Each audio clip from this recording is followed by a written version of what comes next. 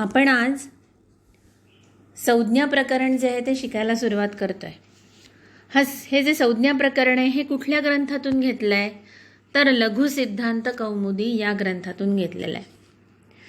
कशावरचा ग्रंथ आहे हा? तर व्याकरणावरचा आहे. आणि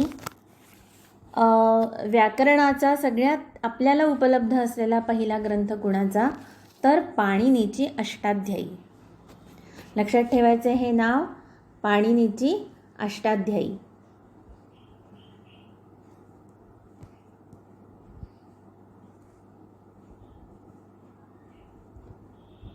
पाणिनीने अष्टाध्यायी नावाचा संस्कृत व्याकरणावरचा एक मोठा ग्रंथ सुमारे 4000 वर्षापूर्वी लिहिलेला आहे.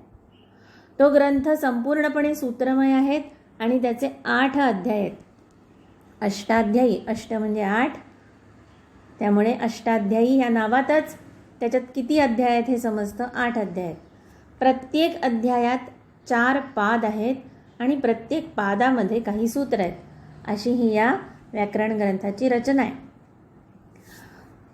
पूर्वीच्या काळी काही कॉम्प्युटर नव्हतं, त्यामुळे जे काही आपलं ज्ञान असेल ते आपल्याला लक्षात ठेवण्यासाठी तेव्हाची युक्ती अशी होती की कमीत कमी शब्दामध्ये ते ज्ञान आपल्याला लक्षात राहावं म्हणून सूत्रमय पद्धतीने सगळं ज्ञान जे आहे ते साठवलं जात असे.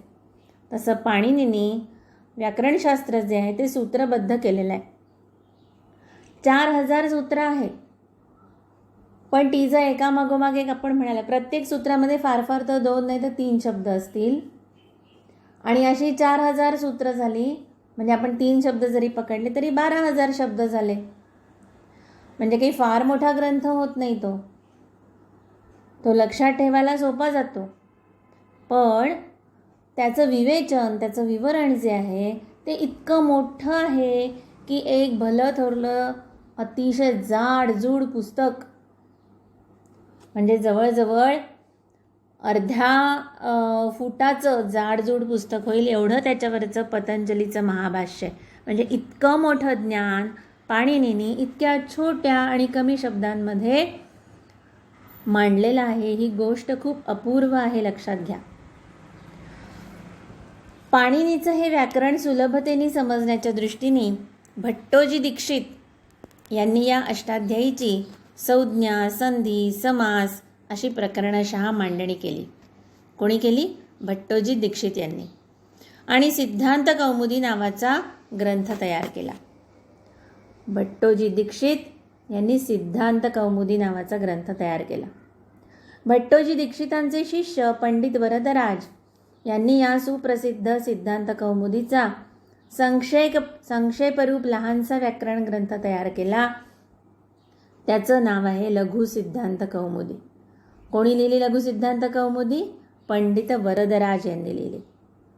पाणिनीची अष्टाध्यायी, भट्टोजी दीक्षितचं सिद्धांत कौमुदी आणि पंडित वरदराज यांचा लघु सिद्धांत कौमुदी.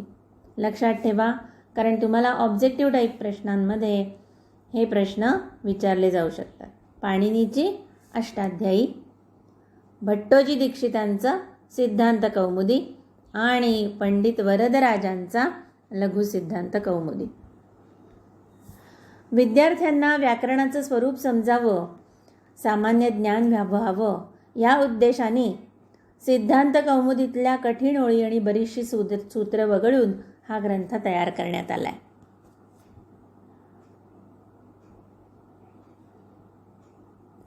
भाषा ही नेहमी व्याकरणाच्या बंधनातून बाहेर पडण्याचा प्रयत्न करत असते. मूळ मुद्दा असा लक्षात घ्या की आपण लहानपणापासून मराठी भाषा बोलतो. मग आपल्याला काही लहानपणी आई आधी असं शिकवते का की भाषेचं आपल्या व्याकरण काय आहे, मराठी भाषेचं व्याकरण काय आहे, की याला कर्ता म्हणतात, याला क्रियापद म्हणतात? नाही. आपण आधी बोलायला शिकतो. आपल्याला बोलायला चांगलं यायला लागलं की मग शाळेत जातो. मग तर आपला आधी शिशुवर्ग असतो. 2 वर्ष आपण शिशुवर्गात काढतो. मग 1ली, 2री, 3री, 4थी आणि मग 5वीत जाऊन कुठे आपल्याला व्याकरणाची थोडी थोडी ओळख आपले शिक्षक करून देतात. म्हणजे भाषेचं व्याकरण ही नंतरची गोष्ट आहे, जेव्हा माणसाला व्यवस्थितरित्या त्याची भाषा येते आणि ती टिकवून ठेवायची असते, तेव्हा त्याचे नियम तयार केले जातात आणि व्याकरण तयार होतं. आणि अर्थातच व्याकरण हे नंतरचं आलं. म्हणजे भाषेची जी काही शैली असेल, ती बोलायची जी काही पद्धत असेल, त्यामध्ये जे काही नेहमी वेगवेगळे इतर शब्द येऊन पडत असतील, वाक्य तयार करण्याची ढब काहीतरी वेगळी होत असेल, त्यामुळे तो प्रवाह वेगळा आहे. त्यामुळे भाषा ही नेहमी व्याकरणाच्या बंधनातनं बाहेर पडायचा प्रयत्न करत असते. ती नाही व्याकरणाचं बंधन पाळत. जी काही भाषा असेल तिला आपण व्याकरणाच्या बंधनामध्ये म्हणण्यापेक्षा त्यानुसार आपण व्याकरणाचे नियम करत असतो. अर्थातच पाणिनीच्या अष्टाध्यायीच्या नियमात न बसणारे शब्दप्रयोग जेव्हा दिसायला लागले, तेव्हा पुढच्या व्याकरणकारांनी त्या प्रयोगांचा व्याकरणामध्ये समावेश व्हावा म्हणून नियम केले आणि त्याच्यात जोडले. या नियम करणाऱ्यामध्ये कात्यायन आणि पतंजली यांचा फार मोठा भाग आहे. भाषेतल्या शब्दप्रयोगानुसार पाणिनीच्या सूत्रातलं उणीव भरून काढण्याकरता केलेल्या नियमाला वार्तिक असं म्हणतात. वार्तिक कशाला म्हणतात? तर पाणिनीच्या सूत्रामध्ये, म्हणजे पाणिनीच्या वेळेला जी भाषा होती, दर वर्षी त्यामध्ये भर पडत असते भाषेमध्ये. आता जसं ज्ञानेश्वरांची मराठी भाषा आपण पाहिली तर ती वेगळी. तुम्ही 12वीपर्यंत मराठीचा जो अभ्यास केला आहे त्यात तुम्हाला वेगवेगळ्या काळातल्या मराठी भाषांचे वेचे आणि उतारे तुम्ही बघितलेत. ज्ञानेश्वरांची भाषा वेगळी, त्याच्यानंतर इतर जे जुने मराठी साहित्यिक आहेत त्यांची भाषा वेगळी, आपण बोलतो ती मराठी भाषा वेगळी. एवढंच काय, आपण वेगवेगळ्या गावी जातो तिथली मराठी भाषा काही ना काही वेगळी असते. त्यामुळे पाणिनीच्या वेळेला त्यांनी जे नियम केले तेव्हा जी भाषा होती, त्यानंतर त्या भाषेमध्ये जे काही बदल झाले ते बदल व्याकरणशास्त्रामध्ये आपण त्याची उणीव जी आहे ती भरून काढतो. ते कोणी भरून काढले? तर कात्यायन आणि पतंजली हे जे उणीव भरून काढण्याकरता केलेले नियम आहेत त्याला म्हणायचं वार्तिक. ही वार्तिकं कात्यायनाने रचलेली आहेत. सूत्र आणि वार्तिक यांचा पूर्ण विचार करून जे स्पष्टीकरण केलं आहे त्याला भाष्य असं म्हणतात. आणि हे भाष्य जे आहे ते पतंजलीचं आहे. भट्टोजी दीक्षितांनी जेव्हा ग्रंथ लिहिला तेव्हा त्यांनी काय केलं? पाणिनीची सूत्र, कात्यायनाची वार्तिक, पतंजलीचं भाष्य असं आपल्या ग्रंथामध्ये संकलित केलं आणि म्हणून त्याला त्रिमुनी व्याकरण असं सुद्धा म्हणतात. त्रिमुनी व्याकरण का बरं? मूळ सूत्र पाणिनीची, त्यात बदल करून वार्तिक घातली कात्यायनानी आणि त्यावर महाभाष्य लिहिलं पतंजलीनी. आपण मघाशीच बघितलं, वरदाचार्यांनी मात्र या भट्टोजी दीक्षितांनी जो ग्रंथ लिहिला आहे त्यातून विद्यार्थ्यांना आवश्यक तेवढीच सूत्र जी आहेत ती लघु सिद्धांत कौमुदीमध्ये घेतलेली आहेत. ही सूत्र आहेत 6 प्रकारची. संज्ञाच, परिभाषाच, विधिः नियम एवच, अतिदेशः अधिकारः च षड्विधम सूत्रलक्षणम. संज्ञा, परिभाषा, विधी, नियम, अतिदेश आणि अधिकार अशी ही 6 प्रकारची सूत्र आहेत. ती काय आहेत ते आपण बघूया. संज्ञा सूत्र. व्याकरणाच्या दृष्टीने विशिष्ट अर्थ गृहीत धरून काही शब्द तयार केलेले असतात. त्या शास्त्रीय शब्दांचा परिचय जी सूत्र करून देतात त्याला संज्ञा सूत्र असं म्हणतात. जसं की आपण गणित शिकताना बिंदू म्हणजे काय त्याची व्याख्या पाहतो, रेखा म्हणजे काय त्याची व्याख्या पाहतो, त्रिकोण म्हणजे काय, चौकोन म्हणजे काय. आपण जर भौतिकशास्त्र शिकायला गेलो, रसायनशास्त्र शिकायला गेलो तर त्या शास्त्रांची ती जी काही शास्त्रीय भाषा आहे ती आपण शिकून घेतो. त्या संज्ञा आपण शिकून घेतो की या गोष्टीला काय म्हणायचं हे जे शिकून घेतो. तसं व्याकरणशास्त्रामध्ये सुद्धा असे काही विशिष्ट अर्थ गृहीत धरून, व्याकरणाच्या दृष्टीने काही विशिष्ट अर्थ गृहीत धरून शब्द तयार केले असतात. त्या शब्दांचा परिचय जी सूत्र करून देतात त्याला म्हणायचं संज्ञा सूत्र.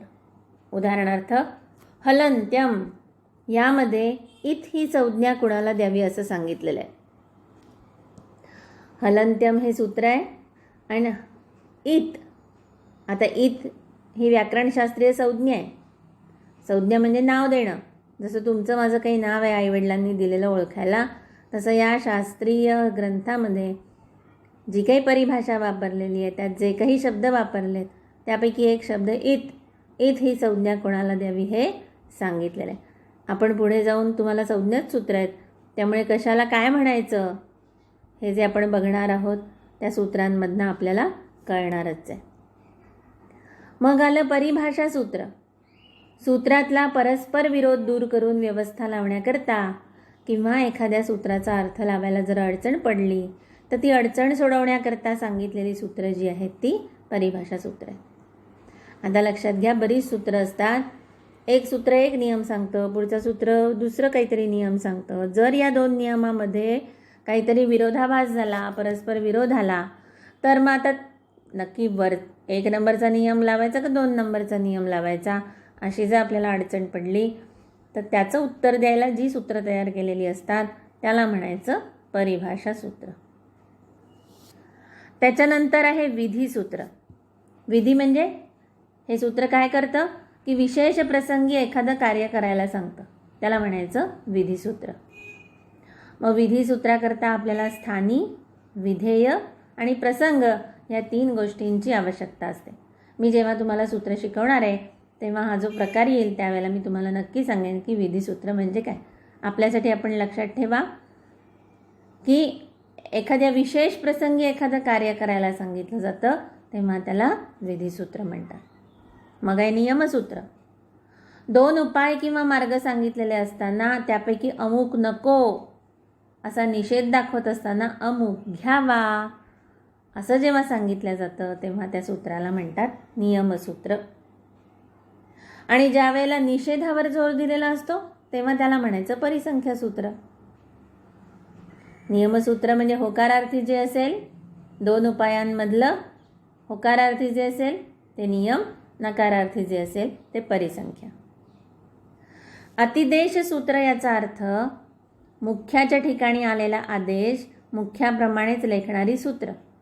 म्हणजे कसं असतं, आता हे कमीत कमी शब्दामध्ये सगळा तो व्याकरण ग्रंथ लिहिला आहे की नाही, मग कमीत कमी शब्दामध्ये लिहिण्यासाठी पाणिनीने काही काही युक्त्या योजलेल्या आहेत. जसं आपण आत्ता मगाशी हलंत्यम असं हे सूत्र पाहिलं. हल आणि अंत्यम 2च शब्द आहेत त्याच्यात. मग ते शब्द ते जे सूत्र आहे ते कशाची संज्ञा सांगतं तर इतची संज्ञा सांगतं. आता ही इत शब्द कुठून आला त्या हलंत्यममध्ये?